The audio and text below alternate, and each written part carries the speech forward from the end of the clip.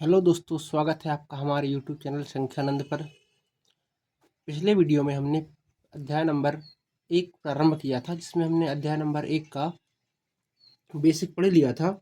तो आज की वीडियो में हम प्रश्नावली 1.1 करेंगे।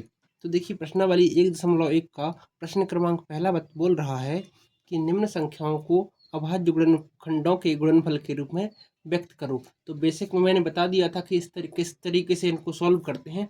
ये हम पहले सवाल से लेकर सॉल्व करेंगे।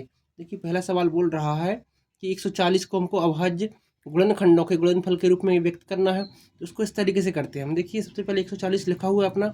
इसके अभाज्य गुणनखंड कैसे निकालेंगे? सबसे पहले हम छोटी संख्या से भाग देंगे। इसमें कितनी बार जाएगा?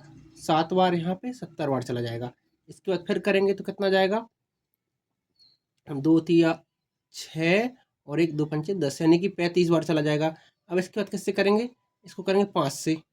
5 से 7 बार जाएगा और इसके बाद 7 से करेंगे। ठीक है, तो एक बार हो जाएगा। तो देखिए, 140 को हम लिख सकते थे कैसे? 140 बराबर 2 गुणा 2 गुणा 5 गुणा 7। ठीक है, ये इसको इस तरीके से भी लिख सकते हैं। 140 बराबर 2 बार आया है 2, तो 2 की घात 2 गुणा 5 गुणा 7। ये हमारा अभाज्य गुणनखंड हो गया 140 के लिए। इसका दूसरा सवाल क्या है? 156 है। देखिए, दूसरा सवाल आपको यहाँ पे करा रहा हूँ मैं। 156, तो 156 को अभाज्य गुणनखंड में व्यक्त करेंगे। तो 156 को इस तरीके से फिर बना लेंगे। 156 पहले 2 से करेंगे। 2 7 14, 2 8 16, तो यानी कि 78 आ गया।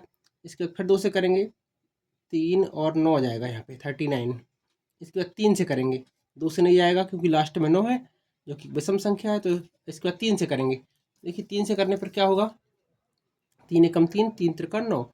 इसके बाद फिर 13 से करेंगे, क्योंकि और किसी से संख्या विभाजित नहीं होगी। तो 13 एकम 13, यानी कि 156 को हम लिख सकते थे क्या? 2 गुणा 2 गुणा 3 गुणा 13। ठीक है, तो इसको एक तरीके से और कैसे लिख सकते हैं? 156 को हम लिख सकते थे 2 की घात 2 गुणित 3 गुणित 13। ठीक है, ये हमारा दूसरा सवाल हो चुका है। इसी का तीसरा वाला सवाल आपसे बोल रहा है।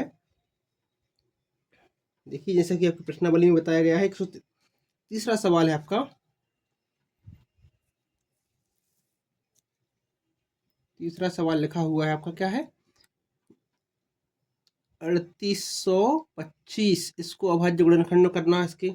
देखिए, इसको करें सबसे पहले। लास्ट में अगर किसी संख्या के 5 लिखा हुआ है तो हम 5 से कर सकते हैं उसको। तो देखिए, 5 से करेंगे। पहले 7 बार जाएगा, फिर 6 बार, फिर 5 बार। ठीक है, 5 5 7 35, यहाँ पे बचेगा 3, तो हो जाएगा 32। 5 31, यहाँ पे 2 बचेगा और 5 25। ठीक है, इसको फिर 5 से कर लेंगे क्योंकि लास्ट में 5 आ रहा है। तो 5 एकम 5, 5 25 और 5 15। ठीक है, इतना आ गया है। इसके बाद किससे करके देखेंगे? इसको 3 से करके देखें हम। तो देखिए, 5 15 और 3 एकम 3। ठीक है, इसके बाद फिर 3 से हो जाएगा। 3 दून 3 एकम 3, 3 7 21। इसका 17 से हो जाएगा ये। 17 एकम 17। ठीक है, तो देखिए, 3825 को हम लिख सकते थे कैसे? 5 गुणा 5 गुणा 3 गुणा 3 गुणा 17। ठीक है, या फिर इसको लिख सकते थे 5 की घात 2, इन दोनों को। और इसको लिख सकते हैं गुणा 3 की घात 2 गुणा 17। किसका मान है? 3825 का मान है। तो देखिए, इसी तरह हमारा तीसरा भी सवाल हो चुका है। चलिए, चौथा सवाल देखते क्या है इसका। चौथा है, इस तरह आप करवा दे रहा हूँ। चौथा सवाल आ जाएगा चौथे नंबर का 5 5। ठीक है, इसको करने के लिए देखते हैं हम इसके अभाज्य गुणनखंड करते थे। इसको इस तरीके से लिख लेते हैं। पहले 5 से करके देख ले। 5 एकम 5, 0 0, 5 एकम 5। ठीक है, इसके बाद इसको करके देखें। 7 से 7 से कितनी बार जाएगा? 7 एकम 7, यहाँ पे बचेंगे 3, बचेंगे 3 तो हो जाएगा 30। 7 चौके 28 और 7 तिया 21। ठीक है, इसके बाद ये जाएगा किससे? 11 से करके देखें, क्योंकि कोई और संख्या से नहीं कटेगा। तो 11 एकम 11, 11 तिया 33। इसके बाद किससे कटेगा? ये 13 से कटेगा। तो 13 एकम 13।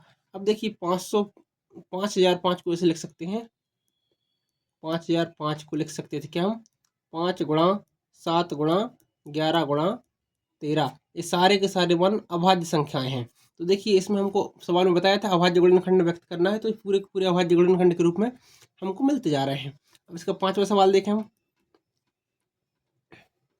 पांचवा सवाल है इसका 7429। ठीक है, 7429। इसको अभाज्य गुणनखंड करके देखें इसके। इसको मैं इस तरफ कर ले रहा हूँ। ठीक है, 7429। देखिए इसके करने पर क्या मिलेगा, इसको सबसे पहले किससे कर सकते हैं हम। अगर इसको हम करके देखें 2 से तो नहीं जाएगा, 3 से करें तो नहीं जाएगा, ये डायरेक्ट सबसे पहले विभाजित होगा 17 से। ठीक है, 17 जो कि अभाज्य संख्या इससे विभाजित होगा, तो उसको विभाजित करेंगे तो क्या मिलेगा 437। ठीक है, इसके बाद 19 से करके देखेंगे हम। 19 से करने पर देखो क्या मिलेगा हमको। अगर इसको 19 से हम डिवाइड करें तो हमको मिलेगा 23। 23 बार जाएगा ये। इसके बाद फिर 23 से करें, 23 से कम 23, यानी कि 7000 क्या करके दिखा दे रहा हूँ, 7429 का जब अभाज्य गुणनखंड करेंगे तो मिलेगा 17 गुणा 19 गुणा 23। ठीक है, आपको इतनी समझ में आई।